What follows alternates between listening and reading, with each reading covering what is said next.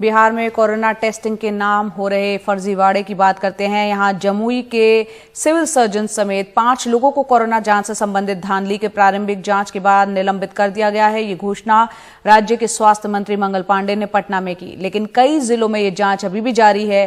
कल ही इस मामले में केंद्रीय स्वास्थ्य मंत्री ने बिहार सरकार से रिपोर्ट मांगी, जिसके बाद बिहार सरकार ने कोरोना जांच फर्जीवाड़ा से संबंधित रिपोर्ट केंद्र सरकार को भेज दी। ये बात खुद बिहार के मुख्यमंत्री नीतीश कुमार ने कल कही। मुख्यमंत्री ने कहा कि जिस किसी ने थोड़ी सी भी गड़बड़ी की होगी उसको छोड़ा नहीं जाएगा।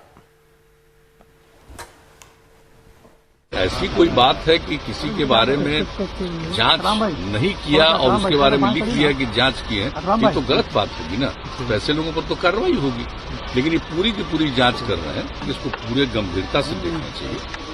लेकिन जांच तो बहुत अच्छा हुआ और जांच तो काफी हुआ। तो जो फिगर हमारे पास आता है डेली, हमारा जो कल शाम का फिगर हमने देखा है कि 10 लाख की आबादी पर जो देश में औसतन जांच होती है, तो देश का औसत जांच उससे 22,000 से भी ज्यादा जांच बिहार में। अगर कोई जरा सा भी गड़बड़ी किया रहेगा तो पर कोई छोटी बात हो जाएगी।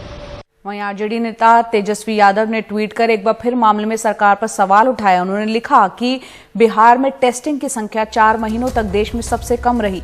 विपक्ष और जन दबाव में नीतीश जी ने विपदा के बीच ही आंकड़ों की बाजीगरी नहीं करने वाले 3 स्वास्थ्य सचिवों को हटा दिया। फिर उन्होंने अपने जांचे परखे आंकड़ों की बाजीगरी करने वाले भ्रष्ट अधिकारियों को नियुक्त किया। उसके बाद अगले 3 दिनों में ही टेस्टिंग की संख्या दुगनी हो गई और लगभग 15 दिनों में ये संख्या 1 लाख और 25 दिनों में 2 लाख तक पहुंच गई। उसी स्वास्थ्य संरचना से मात्र 1 महीने से भी कम समय में ये प्रतिदिन जांच का आंकड़ा इतना गुना कैसे बढ़ गया? सारा माजरा आंकड़ों के अमृत मंथन का है। और सीधा रुख करते हैं पटना का, जहां हमारे सहयोगी मनीष कुमार मौजूद है। मनीष, यहां पर नीतीश कुमार के दावों में कितनी सच्चाई और विपक्ष के आरोप कितने पुख्ता हैं?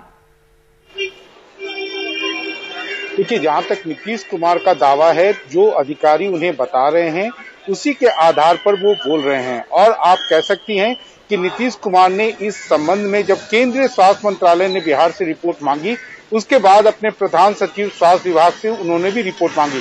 तो कहीं ना कहीं इस बार जो अखबारों में खबर छपी और खबर पर जिस प्रकार से नीतीश कुमार पहले रिएक्ट करते थे, इस बार लगता है कि उसमें उन्होंने विलंब कर दी और पूरा जो क्रेडिट है जांच करवाने का, वो अब केंद्र सरकार के पाले में जा रहा है, या केंद्र सरकार को ये क्रेडिट मिल रही है कि केंद्र सरकार ने ही जांच का आदेश दिया।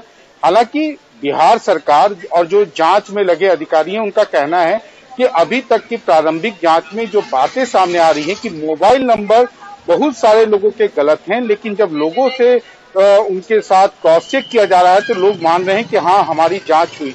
लेकिन ये समझ में नहीं आ रहा है कि जब मोबाइल नंबर गलत है तो सही लोगों तक सरकार 2 दिनों के अंदर कैसे पहुंच गई। तो ये जो जांच का, और दूसरी बात यह है कि स्वास्थ्य विभाग के अधिकारी और कर्मचारी जांच के घेरे में है, और ये जो जांच भी जो है वो स्वास्थ्य विभाग की ही अलग अलग टीमें कर रही हैं या वो स्थानीय जिलाधिकारी कर रहे हैं, तो जिससे उसके ऊपर भी सवालिया निशान खड़ा होता है। जहां तक विपक्ष का सवाल है, तो विपक्ष जो है वो नीतीश कुमार को और प्रधान सचिव जो स्वास्थ्य विभाग के हैं प्रत्यय अमृत, उनको घेरने की कोशिश कर रहा है।